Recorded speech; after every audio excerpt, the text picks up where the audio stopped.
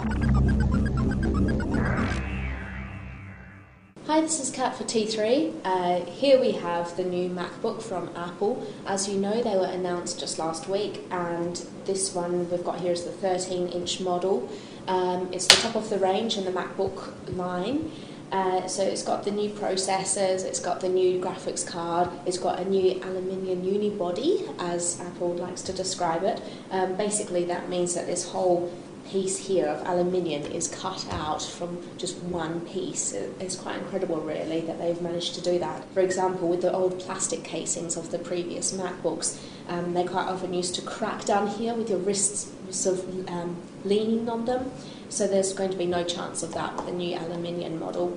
Sometimes it does actually interfere with the Wi-Fi signal. Now, this has always been a problem with aluminium notebooks. Normally on my old MacBook I can actually access the pub's Wi-Fi connection next door, but with this one I couldn't actually locate the pub's Wi-Fi connection, and it just didn't seem to recognise it, and that is a problem with the aluminium body. I think the new MacBook has got a bit of a personality disorder, I'm afraid to report, because it's got the aluminium body, it's got the black keypad and the nice black glossy bezel, and it's got the white Apple logo, but it just doesn't seem to go very well together. But I know some people who actually really like that look. There are a couple of big differences here. I'll talk about the screen first. They've upgraded the screen from a TFT screen to an LED backlit. Now, the screen's wonderful, it provides really nice crisp images, but it's just so reflective, and when you're using it under strip lighting in an office, it just means that you can see your reflection. It's like looking into a mirror.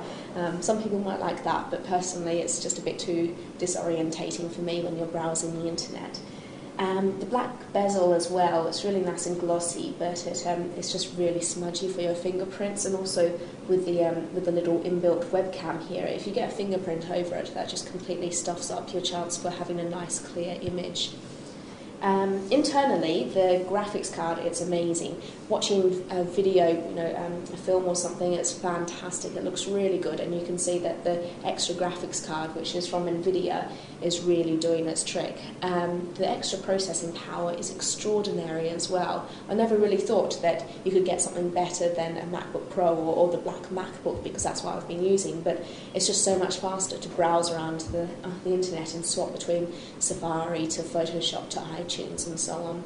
Speaking of swapping around with various programs, I think my favourite thing with the new MacBook is actually the new 4-finger.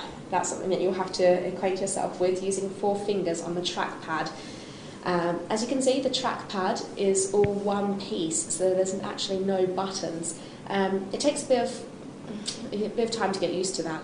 But with the 4 fingers, you use 4-finger claw, and it enables the expose function.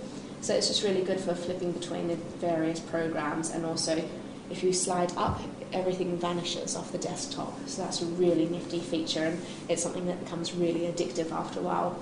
Likewise, if you use your 4-fingered claw and go from left to right, it actually brings up the swapping programs function, so you can quickly swap between iTunes and Safari and iCalendar, so on. So in the end, I'm really happy with the new MacBook. I think that there are definitely some really good advances here, and the fact that it does feel so much more premium when you're using it. However, I'm really looking forward to the next MacBook, so that will probably be in about a year or two.